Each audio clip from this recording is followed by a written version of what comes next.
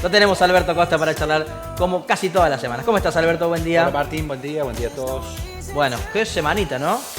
Otra más. Otra más. Mira, lo dijimos en la última columna. Lo vamos a imitar la próxima semana porque tras las PASO el escenario político-económico va a cambiar seguramente. Y no nos equivocamos. Así es. Bueno, Sí. Desde el punto de vista político sabíamos que era la gran encuesta, digamos, para saber dónde estamos parados. Sí. Hoy sabemos dónde estamos parados, más allá de que le guste o no a cada uno.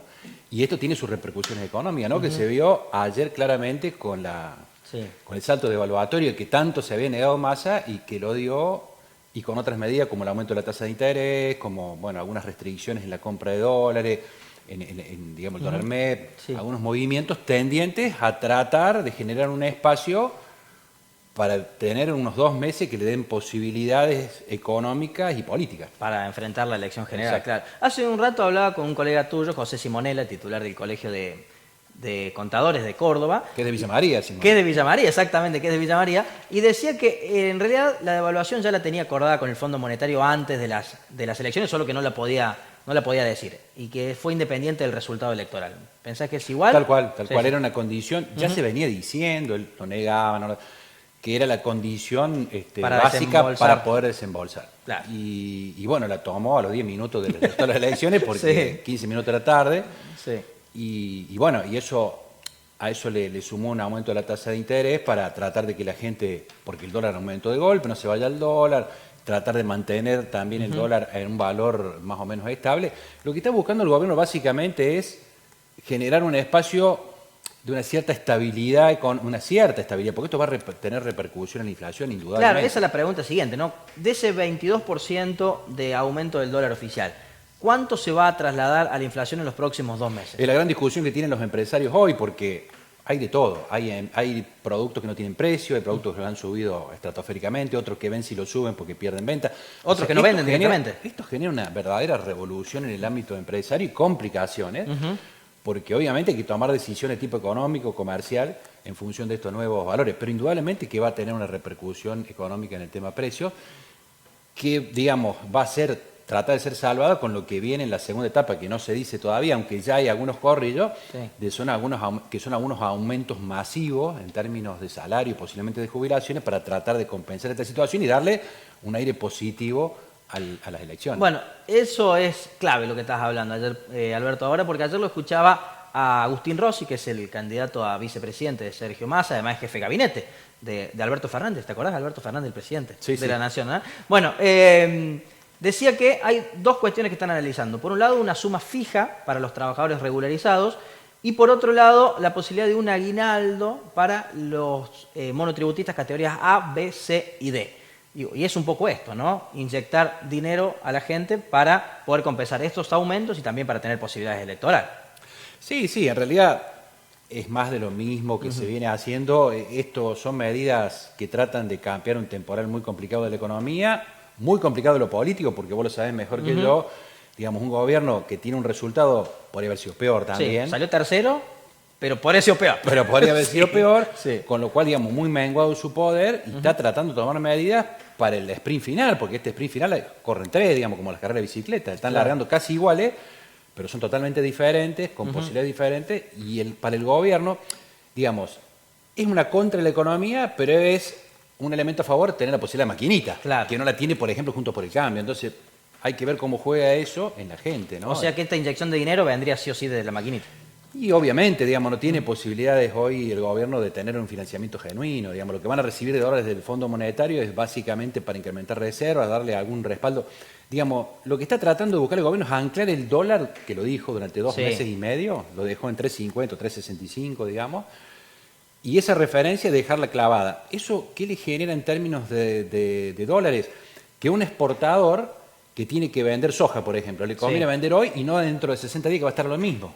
Que liquide ahora rápido. Exacto. Mientras que un importador le conviene, no está tan apurado en comprar porque el precio no le va a subir. Lo que pasó estos últimos años es que todos los días subía el precio. Entonces el importador se apuraba para comprar porque mañana iba a estar más caro. Claro. ese efecto, digamos, más lo que manda el Fondo Monetario, lo que trata el gobierno es de hacerse de dólares y tratar de ese respaldo de reserva, tratar de tranquilizar la economía. Obviamente, en un contexto muy corto de 2 meses y con el impacto de la inflación. Exactamente, y con muy complejo. el contexto electoral que siempre inyecta Muy, incertidumbre. muy complejo. Pero bueno, es lo que hay, digamos, y está tratando de pelearle en ese contexto. Si lo analizo desde el punto de vista político, 15 días de revolución, todo agosto, que se acomoden los precios, que tengan que subir los valores en función de la inflación, del salto oficial del dólar.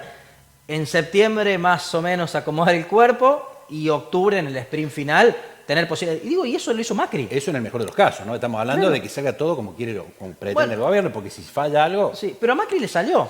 ¿Recordás que después de las PASO del 2019 hubo un salto de 50% del dólar, de 40 a 60 pesos?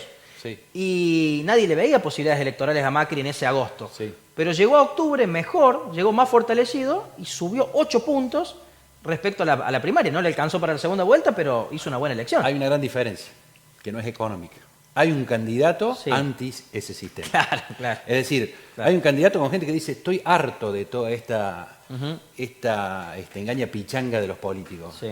Ojo, porque Macri tenía la oposición tradicional, que era Alberto Fernández. Hoy el gobierno tiene la oposición tradicional, que es Bullrich, y la oposición no tradicional, antisistema. Antisistema y anti todas estas manganetas que mucha gente está cansada, porque yo creo, no voy a ponerme a analizar el voto, digamos, de Milei, pero mucho tiene que ver con que la gente está harta. No, es la bronca, es el hartazgo, la frustración. Esta jugadita de todas las elecciones, digamos, el que más o menos zafa bien, pero hay mucha gente que paga con esto. Es decir, no es que todos zafan. Alberto, y como contador, economista, como analista desde hace muchos años, las medidas que plantea Milei, en el contexto de país que estamos, en el país que vivimos, digamos, ¿son aplicables, son inaplicables, se pueden sostener solamente a base de palo, de represión? Digo, pues son muy duras desde el punto de vista fiscal, por ejemplo, ¿no?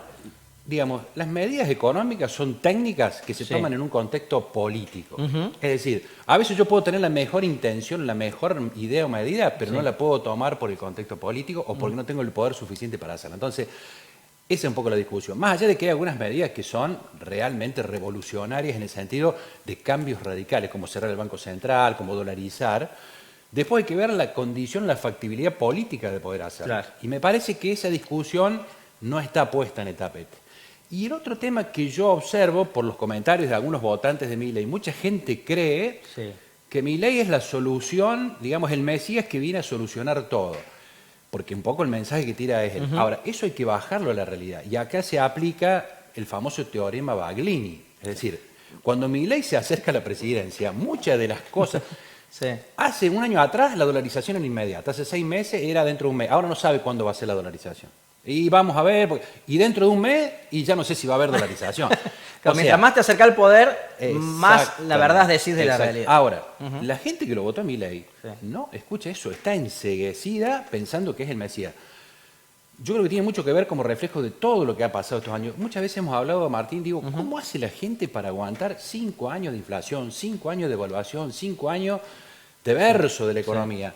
Y bueno, este es el reflejo. La gente explota por algún lado. Explotó votando a Milei. Entonces, acá no hay explicación racional. Acá hay una cuestión, digamos, totalmente sentimental, por decirlo así, que, bueno, es la reacción. Acá no hay explicación. Entonces, podemos explicar que lo de Milei, la gente que lo votó no le importa. Va ahí con Milei y va a ser muy difícil para el gobierno o para otra alternativa explicar racionalmente lo que se puede y no se puede hacer. Exactamente. ¿Y crees, ya esta es una pregunta más desde el punto de vista político, que esa misma cantidad de votos de Milei la va a ratificar en las generales, a pesar de que el gobierno, que Juntos por el Cambio expliquen que eso es inaplicable, que es muy difícil y demás? Digo, ¿ese voto irá igualmente? No lo sé. Vamos al ejemplo primero cuando decíamos las medidas que está tomando el gobierno. Acá puede pasar que haya gente que se convence y apoya el gobierno, o haya gente que diga, no, yo los voté al gobierno, pero siguen en más de lo mismo, me voy con Milei. O sea, acá la reacción de la gente es no sé de qué tipo va a ser. ¿Dónde va a salir? Puede salir para cualquier lado. Es una apuesta muy fuerte de todas las partes, con un candidato que no tiene nada que perder, que no tiene nada que mostrar en términos simplemente aspiraciones, y con dos candidatos que tienen una historia mala, digamos, en términos de resultados. Así que no es fácil, digamos, tanto para el gobierno como para Juntos por el Cambio, plantear una alternativa y convencer a la gente. Y en ese marco, los empresarios tienen que seguir laburando, los trabajadores también, los cuentapropistas también. Digo, qué difícil para cada uno de nosotros, ¿no? Así es, sobre todo, Sí. yo escuchaba recién a tu compañero que estaba preocupado por el año que viene. Sí. El problema para la Argentina es cómo llegamos al 10 de diciembre. El año que viene es otra historia, con un nuevo presidente, si llueve con mejor cosecha, ya con el caño de vaca muerta funcionando, ya. O sea, el año que viene es otro. Otro Pero hay escenario. que llegar a diciembre. ¿Cómo llegamos a diciembre? ¿Y con quién llegamos a diciembre? Pero qué No es un pregunta. tema menor. No es ¿no? un tema menor, qué pregunta. Muy bien, nos encanta poder charlar con Alberto todas las semanas y más en esta Argentina que nos da noticias todo el tiempo y los escenarios van cambiando realmente de manera vertiginosa. ¿Cómo la gente puede seguirte y puede seguir a los distintos periodistas a través de la web o a través de la revista, ¿no? Así es, la revista que está saliendo a fin de mes, que ya la tenemos prácticamente armada, la web Clave Digital en internet y también por las redes, Instagram, Facebook, LinkedIn, @Clave Digital. Que se viene más potencia de las redes, ¿no? Se viene... Sí, estamos trabajando en Con potenciarlas todo. aún más Sí. porque, bueno, es muy fuerte la revista, estamos trabajando con todo el entorno, pero siempre estamos tratando de optimizar, en algún momento lo hicimos con la web, ahora más con las redes, para que, digamos, la gente tenga distintas herramientas para poder acceder a Clave.